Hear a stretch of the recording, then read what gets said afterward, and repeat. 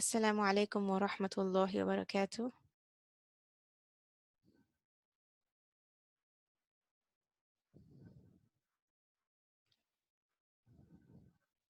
I'm sharing the screen. I just hope you can view it.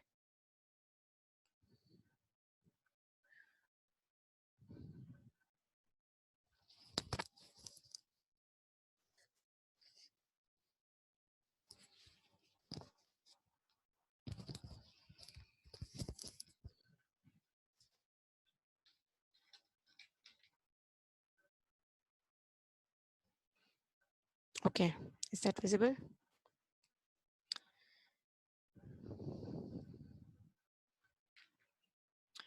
We had started book 2 of Tajweed, if alphabet from compared to the other letters or raising the voice. Okay. Bismillahir Rahmanir Rahim. Rabbi shrah li sadri wa yassir li amri wahlul 'uqdatam min lisani yafqahu qawli. Rabbi zidni ilma, Rabbi zidni ilma, Rabbi zidni ilma. So we saw that there were 5 cases of nabr. This one, which is the third case,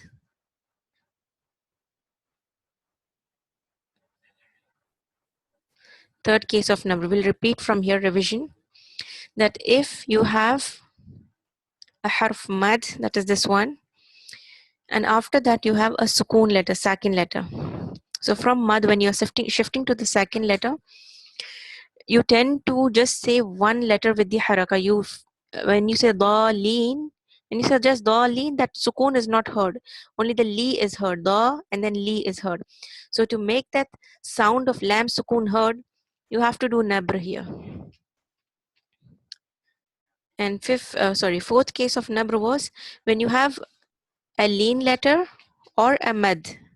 Okay, this is quru, this is u, this is e, or this is I or aw. A mad or a lean, and after that you have hamza, and you have to stop. So what will happen? You have to do nabr on that hamza, else that hamza sound will not be heard. So as-sama, you have to do that nabr.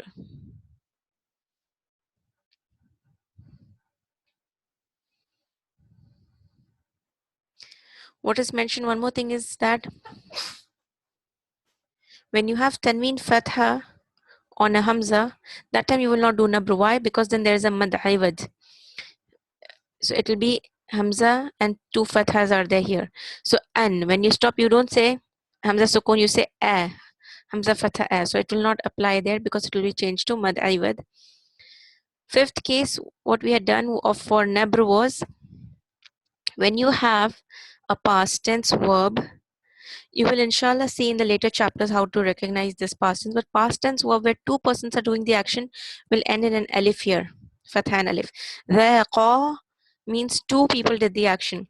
After that, if you have sukoon, by the rules of tajweed and Arabic, you have to join this sukoon, which is sheen sukoon here, to the previous haraka, which is qaf fatha. So this alif, dhaqa, that alif is lost. So to avoid that, because what will happen is dhaqa versus dhaqa meaning is different. Dhaqa means 1 person did the action, whereas dhaqa with an alif means 2 people did the action. So to avoid change of meaning here, you need to do nabr. That's the 5th case. And I had mentioned that I will be sending audio for this. Now, inshallah, we will begin with sifat al-huruf, characteristics of the letters. Sifat al-huruf, what does it do is it distinguishes every letter from the others.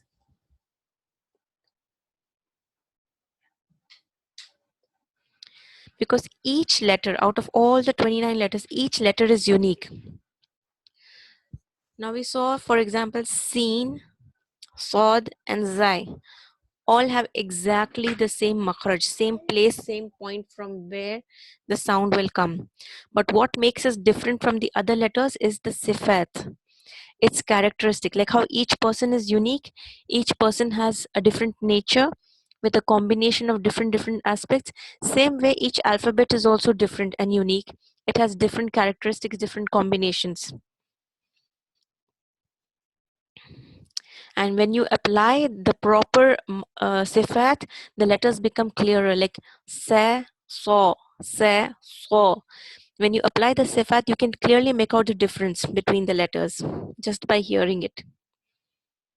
Then second letters, how is the timing? Everything is all covered on the sifat.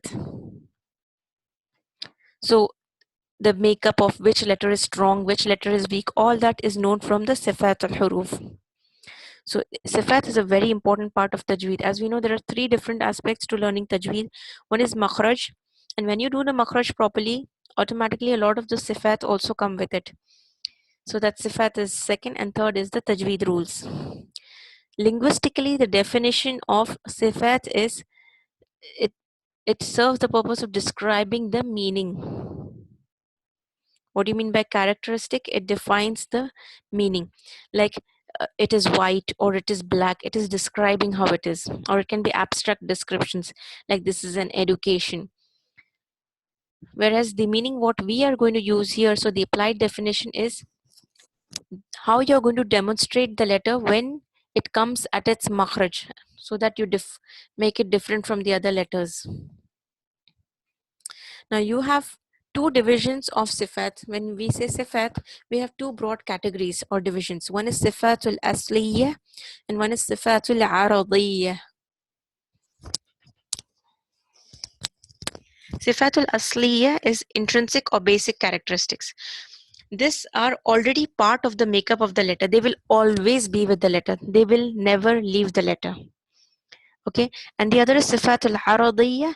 It is conditional, like they will be there sometimes in some cases, in some letter, in a letter, and sometimes they will not be there in that letter. Like for example, idgham. You don't do idgham always. There are certain conditions.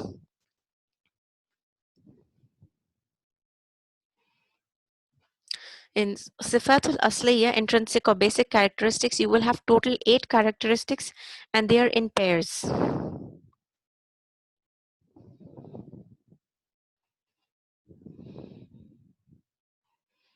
You have one and then its opposite, another pair and its opposite, another pair and its opposite.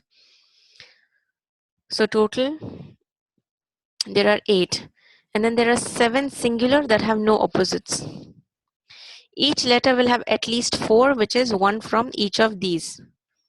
This is 1, this is second, which has 3 in 3 categories, third and fourth. So total you have 2, 3, 4, 5, 6, 7, 8, and then 1 here. So that's 9 here. This column is diddaha, means its opposite, and sifa is the characteristic. So we have hams versus jahr. Her for hawa and her for hams. So hawa meaning here 7 are listed without opposites. We will see that later on, inshallah. So sifat which have opposites, hams means concealment. What happens is when you are saying that alphabet, there is breath running when you're pronouncing the letter. Why? Because there is weakness in its makhraj, from where it's coming. Weakness on relying on the letter. Now the way you will remember is you have to remember the sifat of hams, the letters of this, of hams. فَحَثَّهُ شَخْصٌ سَكَتْ. So there are 10 here, 10 letters. All the remaining will be here in jahr. So whenever you say the letters of hams, there'll be air coming out of your mouth. When you keep your hand in front of your lips while reciting like f, you will feel air on your hand. Whereas the other letters, you will not feel air. So if you don't feel air on these 10 letters, that means you're pronouncing it wrong. And on these other letters, if you are feeling air, means you're pronouncing it wrong. Then the next sifat and its opposite is shidda is the sifat. So you'll remember the letters of shidda. Rakhawa is its opposite, softness. Shidda is shadda, strength. Rakhawa is softness, and tawassut is in between. Okay, so strength, moderation, and softness. Now, what do you mean by the linguistic, not linguistic, the applied definition? What we mean here when we say shidda. When we say shidda, means when I'm saying that alphabet, the sound is getting imprisoned. The sound is not continuing. Whereas in this one, since it's weakness in the makhraj, rakhawa, it's very soft, so the sound keeps continuing. Whereas here, it's between. between softness and strength. So it's partially sound is being held and partially it's running. So how you will remember is you will remember the letters of shidda. أجد قتٍ بكت. أجد قتٍ بكت. Now if you see, these are rhyming words with this because it's from the poem of Imam Ibn al-Jazari. فحثه شخص سكت أجد قتٍ بكت. So that's how it rhymes, the first line and the next line. So how you remember shidda is shidda أجد قتٍ بكت. You keep repeating it like this. همز فحثه شخص سكت. Then shidda أجد قتٍ بكت. Keep repeating it, then you will remember it inshallah. So whenever I'm saying these letters, my sound doesn't continue. Like for example, Jim, edge, the sound stops there. Ad, aq. You can also remember that in shidda, you have 5 letters of qalqala, qutub jadin. These are these middle letters. And then you have akat, hamza, kaf, and ta. Hamza is the first one, and kaf and ta the last one. So you have qutb jadin, the 5 letters, and then akat. So you can remember that way also. So aq, alt. For all the qalqala letters, the sound stops. Then you say kaf, ak, sound stops. Ta, at, sound stops. But when you say these, lin umar is the letters of between. When you say al, it's like slightly running, but it doesn't run too much. Whereas if you see sheen, for example, it comes here. Ash. See, the sound is still running. It doesn't stop. It doesn't stop immediately. It keeps running. Then when you say S, still running, as running. But ab here, ab, it stops. Then it runs slightly and stops. R runs slightly and stops. So these 5 letters, it will slightly run and then stop. So that's tawassut. Now there are 28 letters which you can vowel. Alif does not have a sound, which we have already seen before in the first book. Alif never has a vowel. It is always sakina. It is always as a mad. Vowels are equal in timing between all letters. Like when you say fatha, it's equal all throughout all the letters. It will be same timing for the others also. Whether the letter has the characteristics of shidda, tawassut, or rakhawa. So no letter is longer than another when they are voweled. All vowels are equal. A. Everywhere it's fatha, fatha, fatha. E. On all the letters it will be same. For example, do, ra, ba. Each letter has a vowel, and in this word it so happens all the letters have a fatha. First letter is dad, which has the characteristic of rakhawa. See, the sound keeps flowing. Or softness in ra, or half flowing, half stopping. And ba is ab, shidda. So all three are different characteristics, but the vowels length is the same. When do you see the sifat? You say it with a sukoon, and then that's when you will recognize it. So when you recite it properly, da, ra, ba, all the vowels like vowel timing is equal. Now when there is a sukoon, case will be different. There is difference in the timing on sakina letters based on which characteristic they have. Shidda, rakhawa, al, tawassut. Shortest is for shidda. It just stops there. These letters are ajid, qatin, bakat. Sakina, it's little longer, so it flows little bit. And rakhawa, it flows little more longer. So when you have sukoon on these letters, you should know how to say them properly. That is based on the timing. The ajid, qatin, bakat letters will stop. Lin Umar will flow slightly, and the others Rakhawa will have to flow more longer than Lin Umar. All Sakin and Rakhawa letters, again, they will be equal in timing. So for example, Seen, Ha, and Ha, all these are Rakhawa letters. When you say Sukun, the timing should be equal. When I say S, if I'm saying this long, same way I should say same way I should say it should all be equal. And also the other letters of Rakhawa. Same way Tawassut also, the Sukun, they all should be in equal timing. This law of equality was documented by Imam al-Jazari in his poem. This is the name of his poem. The title is big, so it is commonly known as al-Jazariyya. But whereas the full name of the poem is this. Manzumatu means poem. Manzumatu, which one? Al-Muqaddimatu fi ma yajibu ala qari'il Qur'ani ay ya'lamhu. يعلم. Now, how did he say this? He said it here. وَاللَّفْظُ فِي نَظِيرِهِ كَمِثْلِهِ.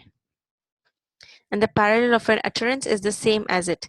Like for example, if we look at this first ayah of Surah Al-Fatiha, we can say it, we can break it down like this.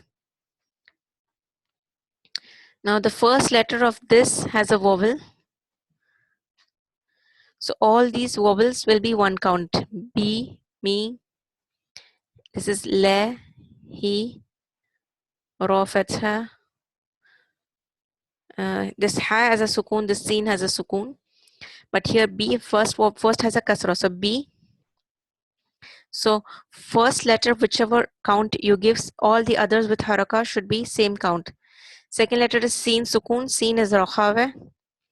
So rakhawa has the longest time than all the other letters when it's sakin. But all rakhawa letters should be equal. Like for example, you have here ha. This is also rakhawa and it's sukoon. So they should be equal in count timing. Then meme has a vowel. So meme kasra and ba kasra should be equal timing. B, me. Fourth letter, that's sakina with a shadda in lafzul jalala. You have here lam sukoon and lam fatha. So lam sukoon, lam is a letter of tawassut. So it's little shorter than rakhawa, than seen sakina, which is bis, little shorter than that. The next letter is lam shadda, which is lam with a fatha, which will be equal to all the vowel length. And then in this you have a hidden ruling of an alif, which is maddiya. It is always in the lengthened state. So la, okay, and you receive the timing of two vowel counts. So one fatha has la, but with an alif it's la, two counts of the vowel. Then you ha kasra, so it will be he, one count again. Then you have here a rahman. First you have sukoon, ra sukoon. So ra is from tawassut, so you will get a between amount of timing, which is same as lam sukoon, because both are from tawassut. Then you have ra fatha, which is again one count, same as the vowel count. Then you have ha sukoon. This is again rakhawa, so same as seen sukoon, which you did in bismi. Same amount of timing you will give to ha sukoon. And meme you have again fatha, and then you have alif, so it's two counts, ma. Then noon kasra, so it's ni, one count. Then in ar-rahim here again the same way, you have ra sukoon tawassut, you will give middle timing. Then ra fatha, one vowel count timing. Ha kasra, so it's he, but then you have a mad, so he, two counts. And then meme kasra is me, but since you're going to stop here, you have to put sukoon on the me while reciting. And meme is from the letters of rakhawa, so the sound of meme sukoon will flow. But you also have a mad here. Mad we have done in book 1. Here you have mad arid lis sukoon. You have an option of lengthening it to 2, 4 or 6 counts. But when you stop, sorry, meme is a letter of, it's from lin umar, it's from tawassut, it's from middle, so it will be middle length you have to give when you do sukoon. So when you recite bismillahir rahmanir rahim, you should be sure that all your vowels are getting equal length. Rakhawa letters, sukoon are getting equal timing, and here arid lis sukoon you have to give.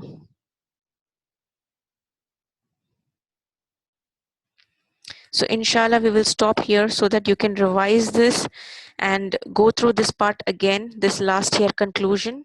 You should be able to understand this very well. That's what is the crux of understanding the sifat of this shidda, tawassut and rakhawa, the strength between and softness. This is the flowing of sound, whereas the first one which we did was flowing of air. So there is a difference between hams jar and shadda, tawassut and rakhawa. You need to memorize until here for now so that we can proceed with the next one. Next one is isti'ala and istifal. It's actually, in fact, easy. I'll just cover this one as well. Istiala, by definition, it means to raise, to elevate. Whereas istifal, you can remember fall. It's dropping or lowering.